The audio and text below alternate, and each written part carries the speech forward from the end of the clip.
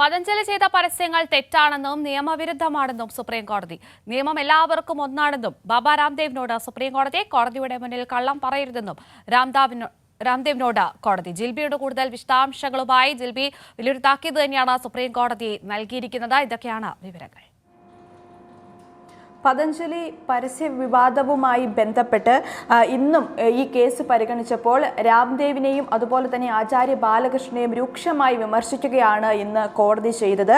അതായത് തെറ്റ് പറ്റിയെന്നും ഇനി ഈ തെറ്റ് ആവർത്തിക്കില്ല എന്നും ഒക്കെ ചൂണ്ടിക്കാട്ടിക്കൊണ്ട് ഇന്നിപ്പോൾ വീണ്ടും രാംദേവ് സുപ്രീം കോടതിയിൽ നേരിട്ടെത്തി മാപ്പ് പറഞ്ഞു. പക്ഷേ ഇന്നും ജസ്റ്റിസ് ഹിമ കോഹ്ലി അധ്യക്ഷനായ ബെഞ്ച് ഈ കോടതി ഇന്ന് കേസ് പരിഗണിച്ചപ്പോൾ വ്യക്തമാക്കിയത് നിയമം എല്ലാവർക്കും ഒരുപോലെയാണെന്നും അതിനാൽ തന്നെ യോഗയ്ക്ക് വേണ്ടി സംഭാവനകൾ നൽകിയിട്ടുണ്ട് എന്ന് പറഞ്ഞുകൊണ്ട് മറ്റു തെറ്റുകളൊക്കെ മാപ്പ് പറഞ്ഞാൽ അത് അംഗീകരിക്കാനാകുമോ എന്നുള്ള ചോദ്യങ്ങളൊക്കെയാണ് ഇന്ന് ഉന്നയിച്ചത്. അതുപോലെ തന്നെ മറ്റ് ആരോഗ്യ സംവിധാനങ്ങൾ എതിർക്കാൻ നിങ്ങൾക്ക് അവകാശമില്ല എന്നും രാംദേവിനോട് സുപ്രീം കോടതി ഇന്ന് ചൂണ്ടിക്കാട്ടുകയുണ്ടായി. ഒപ്പം കോടതിക്ക് മുമ്പിൽ കള്ളം പറയരുതെന്നും അതായത് തെറ്റ് ചെയ്തത് ന്യായീകരിക്കുകയാണോ ചെയ്യുന്നത് എന്നത് ഒക്കെയുള്ള ചോദ്യങ്ങളാണ് ഇന്ന് സുപ്രീം കോടതി രാംദേവിനോട് ചോദിച്ചത്. ഒപ്പം ഈ തെറ്റുകളെയൊക്കെ ന്യായീകരിക്കാൻ ശ്രമിച്ച ആചാര്യ ബാലകൃഷ്ണയോട് ജയിലിൽ അടയ്ക്കുമെന്ന ഒരു മുന്നറിയിപ്പും ഇന്ന് കോടതി നൽകുകയുണ്ടായി. അതായത് കോടതിയിൽ ഉറപ്പ് നൽകിയിട്ട്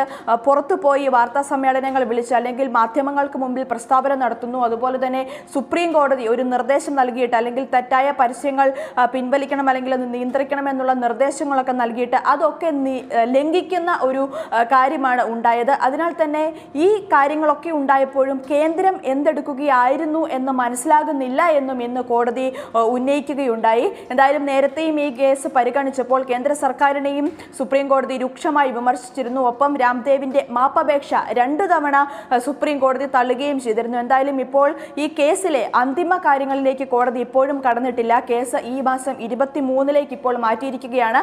അന്നേ ദിവസം ഇരുവരും അതായത് രാംദേവും അതുപോലെ തന്നെ ആചാര്യ ബാലകൃഷ്ണയും കോടതിയിൽ ഹാജരാകണമെന്ന് തന്നെയാണ് ഇപ്പോൾ സുപ്രീം കോടതി നിർദ്ദേശിച്ചിരിക്കുന്നത്.